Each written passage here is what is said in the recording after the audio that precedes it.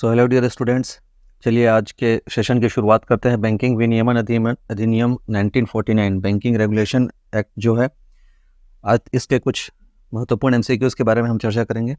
ठीक है, चलिए शुरू करते हैं। देखिए, सबसे पहला क्वेश्चन आपके सामने, सहकारी बैंक से भिन्न कोई सहकारी समिति अपने नाम के भाग के रूप में या अपने कारोबार के संबंध में किन शब्दों का प्रयोग नहीं करेगी। ठीक है, कोई सहकारी बैंक है या कोई इससे भिन्न कोई सहकारी समिति है, तो किन अपने कारोबार में या अपने नाम के भाग के रूप में किस शब्द का प्रयोग नहीं करना है। ठीक है, ये रिस्ट्रिक्टेड है इस अधिनियम के तहत। तो यहाँ पे बैंक शब्द का प्रयोग नहीं करना है, बैंककारी शब्द का प्रयोग नहीं करना है, बैंक कर शब्द का प्रयोग नहीं करना है। मतलब यहाँ पे आंसर हो जाएगा आपका उपरोक्त सभी, इनमें से किसी भी शब्द का प्रयोग नहीं करना है। बैंकिंग विनियमन अधिनियम 1949 की धारा 10 का संबंध किससे है। ठीक है, देखिए धारा 10 का संबंध किससे है, तो यहाँ पे धारा 10 के बारे में बात की गई, इंपॉर्टेंट धारा है बहुत। ठीक है, व्यापार पर प्रतिबंध, लाभांश के भुगतान पर प्रतिबंध, प्रबंध एजेंट के रोजगार व प्रबंध और रोजगार के कुछ रूपों पर प्रतिबंध, ऋण और अग्रिम पर प्रतिबंध। ठीक है, तो यहाँ पे इसका आंसर हो जाएगा आपका प्रबंध एजेंट के रोजगार व प्रबंधन और रोजगार के कुछ रूपों पर प्रतिबंध। ठीक है, ये हो जाएगा आपका ऑप्शन नंबर सी। यहाँ पे देखिए, मैंने आपको पहले भी कुछ सेशन में बताया था कि मैं यहाँ पे क्वेश्चन को डिस्क्राइब नहीं करूँगा। मुझे ऐसा लगता है कि आपने अपनी तैयारी कर रखी है, तो हम यहाँ पे केवल एक रेक्टिफाई राउंड चलाएंगे जिसमें हम ज़्यादा से ज़्यादा क्वेश्चन को कर सकें। ठीक है, एक्सप्लेनेशन से क्या होगा, वीडियो बहुत ज़्यादा लेंदी हो जाएगा। तो मेरी कोशिश है कि मैं कॉम्पैक्ट और एक स्मॉल साइज का जो वीडियो है, स्मॉल लेंथ का वीडियो बनाऊँ। ठीक है, इसलिए मैं आपको सीधे सीधे क्वेश्चन पर और क्वेश्चन के आंसर पर लेके चल रहा हूँ। ठीक है, चलिए अगले क्वेश्चन की ओर बढ़ते हैं। किसी बैंकिंग कंपनी द्वारा नाम परिवर्तन अनुमोदन केवल किसके द्वारा हो सकता है। देखिए, किसी बैंकिंग कंपनी के नाम के परिवर्तन का अनुमोदन, अगर हम इसकी बात करें कि नाम परिवर्तन का अनुमोदन किसके द्वारा हो सकता है। ठीक है, तो नाम परिवर्तन का अनुमोदन देखिए यहाँ पे आपके पास ऑप्शन है भारतीय रिजर्व बैंक, भारत सरकार, रजिस्ट्रार और लेखा परीक्षक। ठीक है, तो देखिए आप लोग को अगर क्वेश्चन टिक लगाने होंगे तो आप यहाँ पे वीडियो को पॉज करके लगा सकते हैं। ठीक है, मैं आपको सीधा सीधा बताते चलूँगा। अगर आपको थिंकिंग करनी है, अगर आपको थोड़ा सा क्या करना चाहिए, सोचना है, या आपको थोड़ा सा सोच विचार करनी है, तो आप वीडियो को पॉज करके अपना काम कर सकते हैं। ठीक है, इसका आंसर होगा आपका भारतीय रिजर्व बैंक। ठीक है, ध्यान रखेंगे, भारतीय रिजर्व बैंक ही बैंक कंपनी के द्वारा नाम परिवर्तन का अनुमोदन कर सकती है।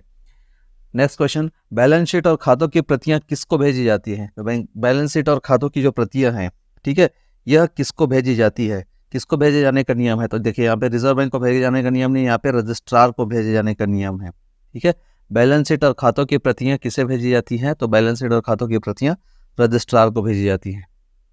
ठीक है, नेक्स्ट क्वेश्चन की ओर बढ़ते हैं। भारत के बाहर निगमित बैंकिंग कंपनी के मामले में बैलेंस शीट और लाभ और हानि खाते पर हस्ताक्षर किए जाते हैं। ठीक है, भारत के बाहर मतलब अगर यहाँ पे बात की जाए कि भारत के बाहर, ठीक है, भारत के बाहर बैंकिंग कंपनी के मामले में या बैलेंस शीट लाभ हानि खाते पर किसका हस्ताक्षर होता है। ठीक है, देखिए यहाँ पे आपके पास ऑप्शन है प्रधान कार्यालय के निदेशक, प्रधान कार्यालय का स्वामी एजेंट, प्रधान कार्यालय का प्रबंधन, देखिए वो प्रबंध नहीं हो, प्रबंधक है। ठीक है, प्रधान कार्यालय का प्रबंधक होगा, मैनेजर जिसको बोलते हैं, और केंद्र सरकार। तो यहाँ पे प्रधान जो हेड ऑफिस होता है, प्रधान कार्यालय का जो प्रबंधक होता है, उसके द्वारा, ठीक है, इसका हस्ताक्षर किए जाते हैं। नेक्स्ट क्वेश्चन की ओर आगे बढ़ते हैं। बैंकिंग रेगुलेशन एक्ट 1949 के तहत अधिनियम का प्रवर्तन निलंबित करने की शक्ति किसमें है। ठीक है, लागू करने वाली जो निलंबित करने की शक्ति है, तो निलंबित करने की शक्ति किसमें निहित है। ठीक है, देखिए, तो प्रवर्तन निलंबित करने की शक्ति, यहाँ पे आपको एक कंफ्यूजन हो सकता है। ठीक है, एक्चुअल में जो शक्ति है वो तो केंद्रीय सरकार के पास है, केंद्र सरकार के पास, परंतु केंद्र सरकार तभी निलंबित कर सकती है जब उसे आरबीआई का अनुमोदन हो। ठीक है, यहाँ पे आरबीआई का अनुमोदन होना जरूरी है। तो यहाँ पे थोड़ा सा कंफ्यूजन हो सकता है आपको कि आरबीआई का गवर्नर, आरबीआई करने का मतलब गवर्नर करने का मतलब आरबीआई एक ही बात है, आरबीआई का गवर्नर या आरबीआई की बात करें तो यहाँ पे इसके अनुमोदन के पश्चात केंद्र सरकार के द्वारा होता है। अगर आपसे पूछे कि मतलब ये शक्ति किस में है, तो शक्ति केंद्र सरकार में है, लेकिन गवर्नर का अनुमोदन अनिवार्य है। ठीक है, ये भी हो जाएगा आपका केंद्रीय सरकार बैंकिंग रेगुलेशन एक्ट के तहत। नेक्स्ट क्वेश्चन की ओर आगे बढ़ते हैं। धारा 30 के तहत सहकारी बैंकों की संपरीक्षा ऑडिटिंग, ठीक है, धारा 30 के तहत सहकारी बैंकों की संपरीक्षा कौन कर सकता है। ठीक है, तो देखिए संपरीक्षा करने की बात अगर आएगी, ऑडिट करने की बात आएगी कि ये ढंग से काम कर रहे हैं कि नहीं, तो यहाँ पे ये रेगुलेशन जो बॉडी है, ठीक है, रेगुलेशन करने वाली जो बॉडी, जो विनियामक संस्था है, तो यहाँ पे विनियामक संस्था के रूप में रिजर्व बैंक ही कार्य करती है। तो आरबीआई रिजर्व बैंक के द्वारा इनकी संपरीक्षा की जा सकती है। ठीक है, नेक्स्ट क्वेश्चन की ओर आगे बढ़ते हैं। बैंक कार्य विनियमन अधिनियम 49 को किस नाम से पारित किया गया था? ठीक है, तो देखिए किस नाम से बात की जाए तो यहाँ पे बैंकिंग कंपनी अधिनियम 1949, ठीक है, बैंकिंग कंपनी अधिनियम 1949 ये इसका नाम है। आपको शुरुआत में ही आपने पढ़ा होगा, शुरुआत में जो आपने अधिनियम पढ़ा है तो अधिनियम के शुरुआत में ही आपको देखने को मिलेगा नाम। ठीक है, हर अधिनियम के पहले सबसे पहले उसका नाम और उसके पश्चात उसकी परिभाषाएं और इन सारी चीज़ों का वर्णन होता है। तो यहाँ बैंकिंग, इसका नाम क्या है? तो इसका नाम है बैंकिंग कंपनी अधिनियम 1949। ठीक है, इसी नाम से पारित किया गया था। राइट, बैंकिंग कंपनी अधिनियम 1949 कब अधिनियमित हुआ? ठीक है, पूछ रहा है कि कब इनेक्टिमेंट हुआ, ये इसको कब एक्ट के रूप में बनाया गया, कब अधिनियमित हुआ? तो डेट याद रखेंगे यहाँ पे। ठीक है, अधिनियमित करने की बात हो रही है ना, ध्यान से समझेंगे। अधिनियमित मतलब राष्ट्रपति का हस्ताक्षर होना। ठीक है, तो अधिनियम में मतलब अधिनियमित होना और लागू होने में अंतर है। ठीक है, अधिनियमित मतलब जब राष्ट्रपति का हस्ताक्षर होता है, इसके पश्चात लागू होने की तिथि थोड़ी सी अलग हो सकती है। तो यहाँ पे ये हो जाएगा आपका 10 मार्च। ठीक है, 10 मार्च 1949। एक डेट आपका ये भी आएगा 16 मार्च वाला, लेकिन यहाँ पे आपको कब अधिनियमित हुआ बोल रहा है तो यहाँ पे डेट हो जाएगा 10 मार्च को अधिनियमित हुआ। ठीक है, लागू होने की बात की जाएगी तो ये 16 मार्च का डेट सामने आता है। ठीक, चलिए नेक्स्ट क्वेश्चन की ओर आगे बढ़ते हैं। बैंकिंग कंपनी अधिनियम 1949 या बैंकिंग रेगुलेशन एक्ट इसको भी बोलते हैं, कब लागू हुआ? देखिए मैं जो क्वेश्चन की बात कर रहा था, कब लागू हुआ। ठीक है, तो कब लागू हुआ की बात अगर करेंगे तो यहाँ पे आपका ऑप्शन हो जाएगा डी, 16 मार्च 1949 को यह लागू हुआ।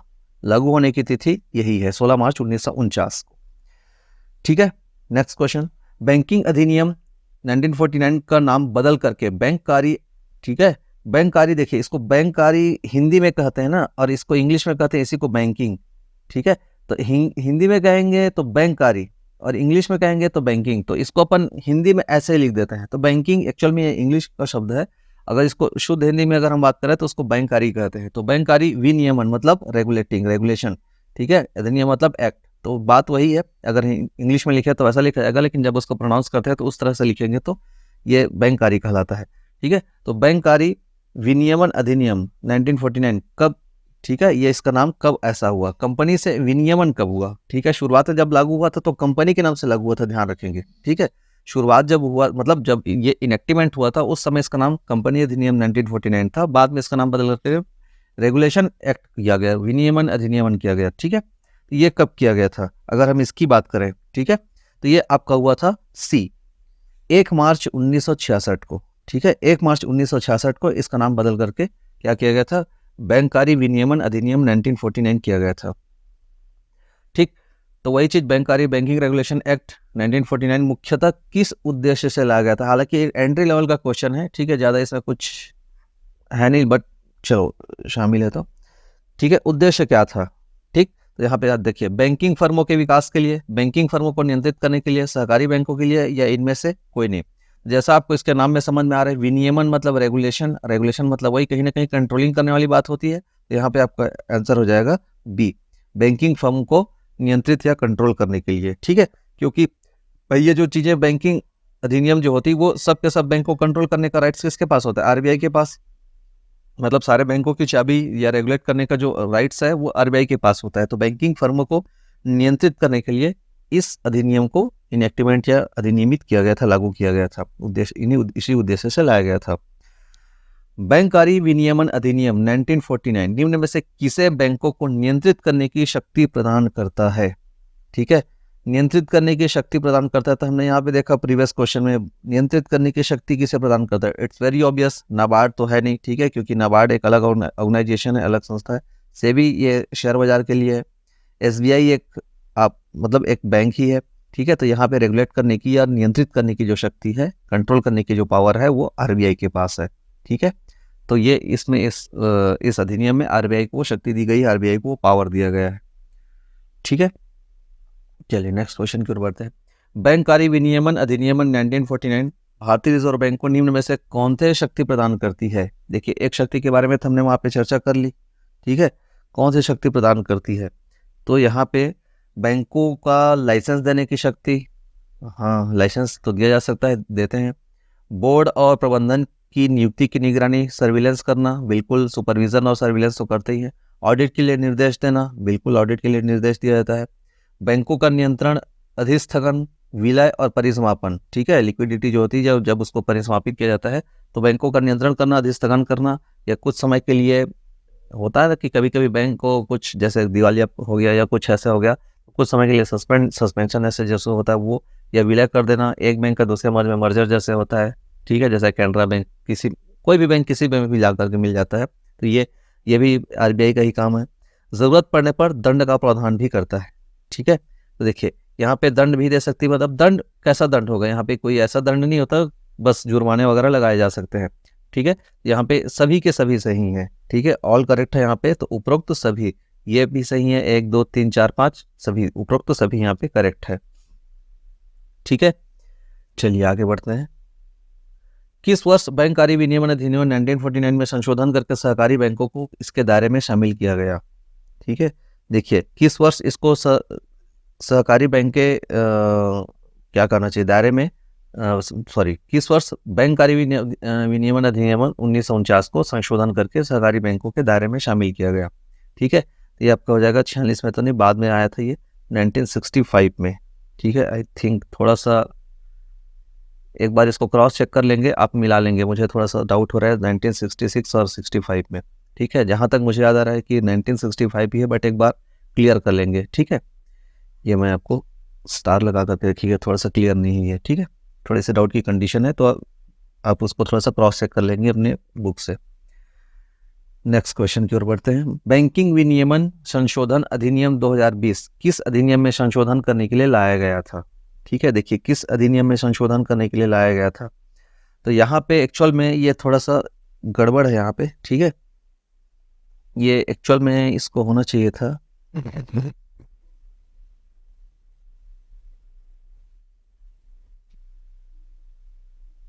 2020 का जो संशोधन है वो तो यहाँ पे इसी, लेकिन इसका नाम थोड़ा सा गड़बड़ है, ठीक है। आपका आंसर हो जाएगा यहाँ पे भी, लेकिन ये विनियमन ना होकर के ये आपका कंपनी हो जाएगा, ठीक है। बाकी सब ओके है, ठीक है, बाकी सब ठीक है, तुमको थोड़ा सा नाम गड़बड़ है, बाकी ईयर तो वही दिखा रहा है। चलिए, बैंकिंग विनियमन संशोधन विधेयक 2020 किसके द्वारा पेश किया गया था, ठीक है। किसके द्वारा पेश किया गया था, तो बात करेंगे यहाँ पे निर्मला सीतारमण, ठीक है, यही हमारी फाइनेंस मिनिस्टर है, ठीक है, केंद्रीय वित्त मंत्री है, तो फाइनेंस मिनिस्टर के द्वारा ही ये संशोधन विधेयक पेश किया गया था, क्योंकि अभी एनडीए की सरकार है, तो एनडीए की सरकार में जो फाइनेंस मिनिस्टर वो यही है। बाकी नरेंद्र मोदी, मनमोहन सिंह तो बहुत पहले थे। बैंकिंग विनियमन संशोधन विधेयक 2020 कब पेश किया गया, ठीक है। देखिए इससे संशोधन हुआ, ध्यान रखिएगा ना, यहाँ पे ये जो रेगुलेशन एक्ट है, रेगुलेशन एक्ट में लेटेस्ट संशोधन हुआ है 2020 में, तो ये 2020 संशोधन जो है वो कब पेश किया गया था, पेश करने की बात आ रही है, ठीक है। तो देखिए पेश करने की बात है, तो यहाँ पे आपको पेश और को मिला लेना है आपको 16 सितंबर 2020 को, ठीक है, 16 सितंबर 2020 को ये क्या किया था, पेश किया गया था।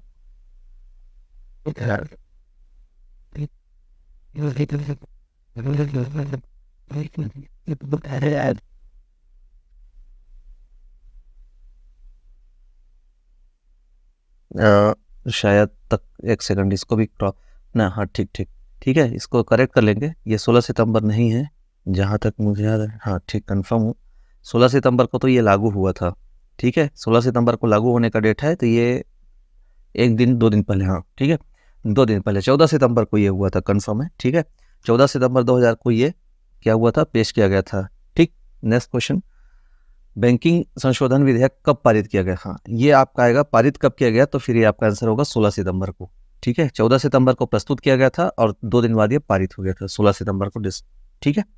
तो ये 16 सितंबर को पारित, 14 सितंबर को प्रस्तुत।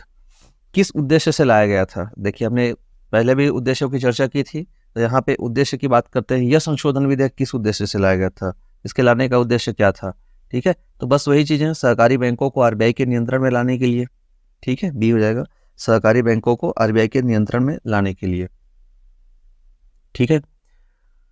बैंकिंग विनियमन संशोधन विधेयक 2020 के तहत प्रस्तावित संशोधन, ठीक है, निम्न में से किस संस्था पर लागू नहीं होती, ठीक है। देखिए किस संस्था पर लागू नहीं होती, तो सबसे पहले तो ये दिख रहा है, ये संस्था जो आपने देखिए ये अलाउ नहीं है। जो अपने नाम के साथ या व्यवसाय के संबंध में या संस्था पर बैंक, बैंकर या बैंकिंग शब्द का प्रयोग करता है, ठीक है, बैंक, बैंकर या बैंकिंग शब्द का प्रयोग करता है, ये इसके ऊपर लागू नहीं होगा, ठीक है, ये खत्म कहानी। प्राथमिक कृषि साख ऋण, ठीक है, ये इसके ऊपर भी लागू नहीं होगा। कृषि साख ऋण ये अलग ही कहानी होती है इनकी। सहकारी समिति, ये भी उसी से लेना देना है। कृषि साख, कृषि विकास और दीर्घकालिक वित्त पोषण, ठीक है, तो वित्त पोषण देना इनका काम नहीं है, ये भी नहीं होगा, ठीक है, तो ये भी नहीं है। तीनों के तीनों ने तो उपरोक्त सभी, ठीक है, यहाँ पे हो जाएगा उपरोक्त सभी, किसी के ऊपर भी लागू नहीं होती है, ठीक है। चलिए आगे बात करते हैं। बैंकिंग विनियमन संशोधन अधिनियम 2020 के संदर्भ में निम्नलिखित कथनों पर विचार कीजिए। उपयुक्त कथन में से कौन सही है, ठीक है, उपयुक्त कथन में से कौन कथन सही है, ठीक। यह बैंकिंग कंपनियों को अधिस्थगन के तहत रखे बिना उसके पुनर्निर्माण की अनुमति देता है, ठीक है, यह बिल्कुल ठीक है, सही है, पुनर्निर्माण की अनुमति तो देता है। यह सरकारी बैंकों को इक्विटी शेयर जारी करने से रोकता है, ठीक है, इक्विटी शेयर करने बिल्कुल नहीं, ऐसा उनकी इच्छा, वो जारी करना चाहे तो जारी कर सकते हैं, ऐसा कुछ नहीं है, ठीक है, ऐसा रोकने का कोई प्रावधान नहीं है। यह प्राथमिक कृषि साख समितियों पर लागू नहीं होता, बिल्कुल ठीक है, अभी हमने देखा प्रीवियस क्वेश्चन में लागू नहीं होता, ठीक है, ये क्वेश्चन ये भी बिल्कुल बिल्कुल सही है, ठीक है, करेक्ट है, ये भी करेक्ट है।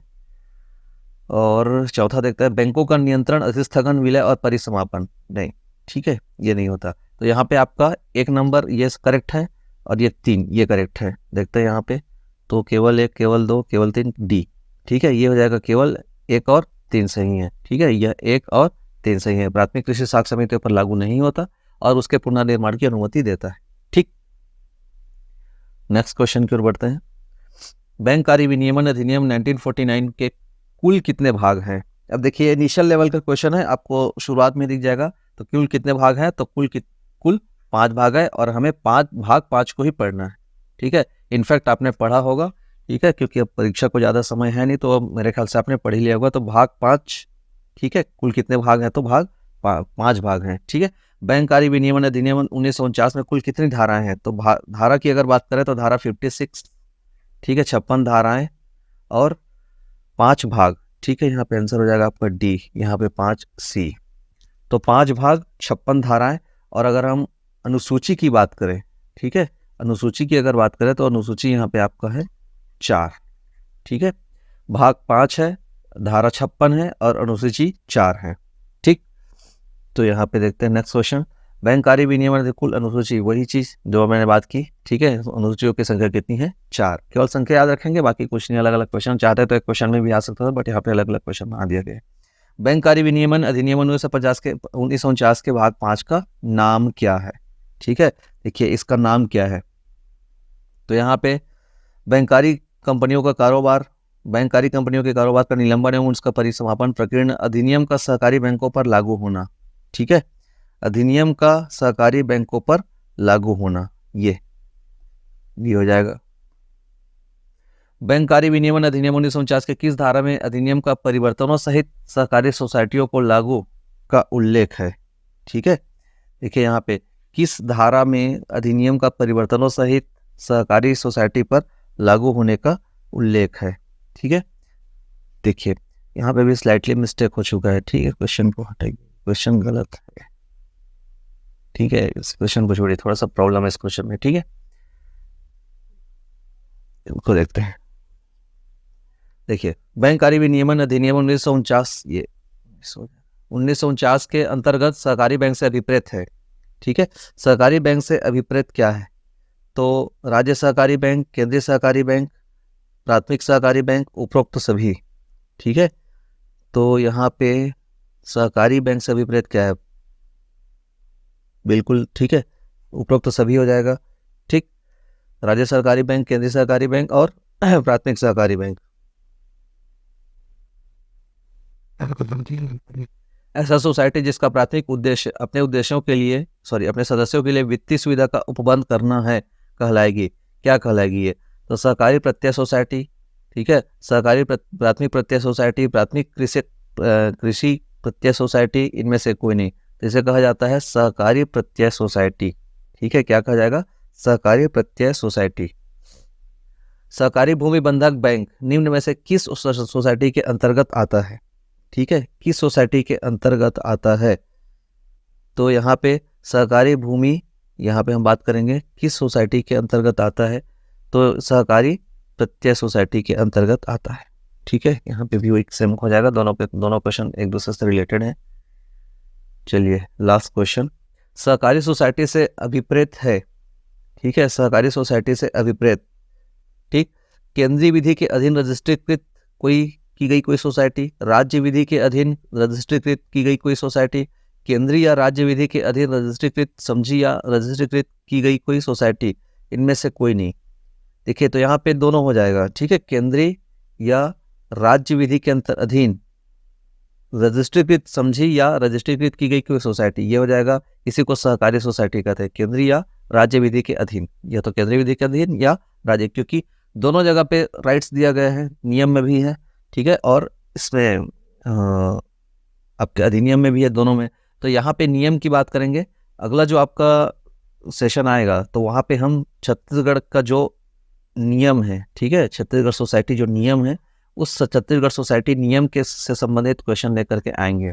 ठीक है, तो लगभग यहाँ पे मैं आपको सोसाइटी जो नियम है, छत्तीसगढ़ सोसाइटी नियम, देखिए अभी तक हम लोगों ने अधिनियम की बात की है। ठीक है, तो ये नियम भी आपके सिलेबस में दिया हुआ है, तो इस नियम से संबंधित 50 जो MCQ है, इंपॉर्टेंट MCQ है, वो मैं आपको इसके बाद नेक्स्ट वीडियो में तुरंत बताऊंगा। ठीक है, चलिए आगे बढ़ते हैं। प्राथमिक कृषक प्रत्यय सोसाइटी के संदर्भ में सत्य है, ऐसी सहकारी सोसाइटी जिसका प्राथमिक उद्देश्य या जिसके प्रधान कारोबार कृषि प्रयोजन के लिए या कृषि क्रियाकलापों से संबंधित है, जिसकी उपविधियां किसी अन्य सहकारी सोसाइटी को सदस्य के रूप में प्रविष्ट करने की अनुज्ञा नहीं देती है, परंतु सहकारी बैंक के सदस्यों के रूप में प्रविष्ट हो सकते हैं। ठीक है, तो तीन स्टेटमेंट यहाँ पे दिया हुआ है। तो सहकारी सोसाइटी जिसका प्राथमिक उद्देश्य या जिसके प्रधान कारोबार, बिल्कुल ये तो है ही भाई, कृषि प्रयोजन के लिए ही तो ऐसा किया जा रहा है। ठीक है, इसका जो मूल ऑब्जेक्टिव है, जो उद्देश्य है, वो तो कृषि प्रयोजन के लिए ही है, या कृषि क्रियाकलाप, प्रयोजनीय क्रियाकलाप एक ही बात है। जिसकी उपविधियां अन्य सहकारी सोसाइटी के सदस्य, बिल्कुल ये भी सही है। ठीक है, परंतु सहकारी बैंक को सदस्य के रूप में प्रविष्ट हो सकते हैं, ये भी सही है। तो यहाँ पे केवल दो, 1 2 3 यहाँ। ठीक है, ये हो जाएगा आपका 1 2 3 सभी सही, सभी सत्य हैं। ठीक है, तो ये आपका 1 2 3 सभी सत्य है।